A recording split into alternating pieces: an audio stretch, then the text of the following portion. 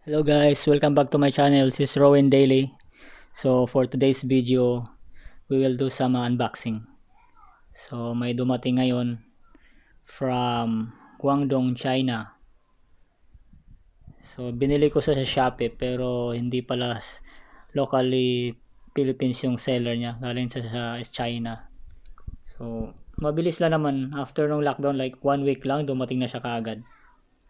So actually baka mapansin niyo dyan, hindi ko pangalan yan. Pangalan ng asawa ko. Sa address kasi sa trabaho niya. Kasi nandito lang ako sa bahay, baka hirap hanapin eh. So in-address ko na lang sa trabaho ng misis ko. So anyway, bubuksan na natin. Titignan natin kung anong laman sa loob. Surprise to. Tan-tan-tan. Hirap buksan ah. Ayun. Ito na yung cold shoring natin para sa Scion Smooth 4 gimbal ko. So kabitan to siya ng mic, tsaka kabitan din ng flash o lights. So dalawa yung use niya, pwede kabilaan kasi yan. So para siyang posas na naka-attach lang sa gimbal natin. Ayan. So made of alloy. Medyo may kabigatan ng konti, pero at least durable, hindi siya plastic. So no brand, pero magandang klase naman pagkagawa. Anodized black, hindi siya painted. So hindi siya madaling ma-scratch. High quality yung material alloy na ginamit, tsaka yung pagka CNC niya. Ayan, buksan natin yung isa. Kung ano naman laman ito. Kita ko na yung picture ah. Ang alam ko to ah. Ayun. Olanzid. Tapos, itong isa naman. Ayan. Same brand din. So, buksan muna natin itong isa. Ayan. Partner yan eh. So, ito na nga. Ayan. Yung ano natin. Tripod, monopod. So, may special features yan eh. Mapapakita ko sa inyo mamaya. So, ayun. Yung handle niya. Medyo manipis. Tsaka yung hinges na parang maliit din. Hindi ko alam kung anong mga review nito sa iba, kung hindi ba sila nababalian kasi parang liit ng hinges niya. So kung merong mga gumamit na nito o anong mga review nyo guys, pa-type lang sa baba para malaman ko rin kung anong mga feedback nyo dito. Kasi parang nahihinaan ako doon sa hinges ng hawakan. Huwag naman sana madaling mabali. So it's made of plastic, parang composite plastic, makunat siya na plastic. Yan, tapos yung kulay red na yan na threaded, ano siya, made of alloy, anodized red. So hindi rin siya madaling ma-scratch yung paint. Overall, mukhang maganda naman yung pagkagawa. So hindi pa rin natin expect talaga yung quality niya hanggat di natin nagagamit for how many months o how many times natin magamit kasi kakarating lang. So anyway, ito isa, same brand, nabili ko sila ng separate. Actually dalawang klase ito, plastic tsaka alloy. So kinuha ko tong alloy para iwas babaliin na rin kasi yung mga iba-ibang cellphone holder, kakahatak mo na babali yung sa may kanto yan. So napili ko ito na nga lang alloy para mas durable. So yan, ito alloy siya lahat, no plastic included sa product. Kahit yung mga sa gitna, yung kulay silver na yan, steel din lahat yan. Tapos yung mahabang screw sa gitna na pang compress. Yun. Tapos yan siya ilalagay ngayon.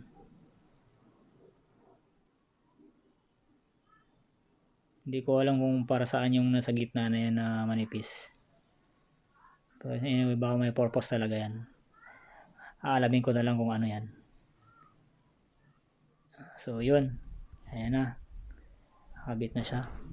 Bagay na bagay. So yung mayroon siyang pitan sa gilid para yan dun sa mga cellphone holder para hindi siya nag-flex. Yan, higpitan mo lang siya kung pag nakuha mo na yung saktong tayo niya. So yung saktong tilt ng mobile natin. Higpitan mo lang. Yan.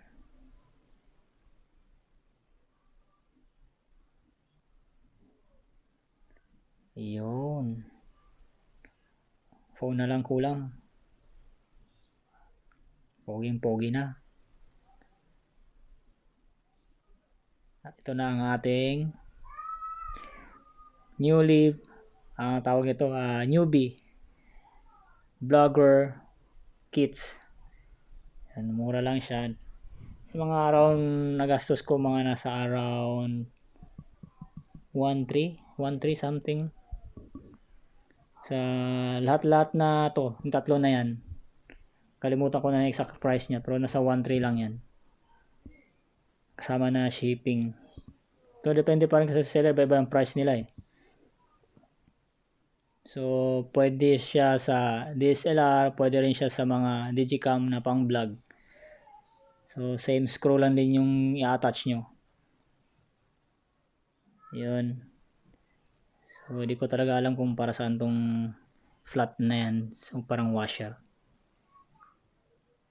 So kung meron kayong ilalagay na ibang pa dyan, accessory para sa lagayan ng mic or sa flash, meron kayong ipapatong pa doon bukod dyan sa cellphone holder na yan. So another accessory na naman yun. So ito yung special features niya.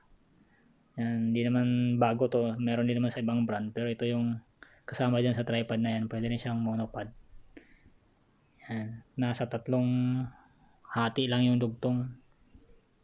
So yung dugtong niya is made of parang some kind of steel, manipis na steel, parang sa handle ng umbrella. So mukha namang matibay. So siyempre sa ka-price niya rin, yung quality niya sakto lang. Hindi naman siya kamahalan, so hindi rin tayo mag-expect na sobrang tibay talaga na pwede mong sakyan na hindi siya mabali. So syempre ingat pa rin kasi maliliit lang na parts yan.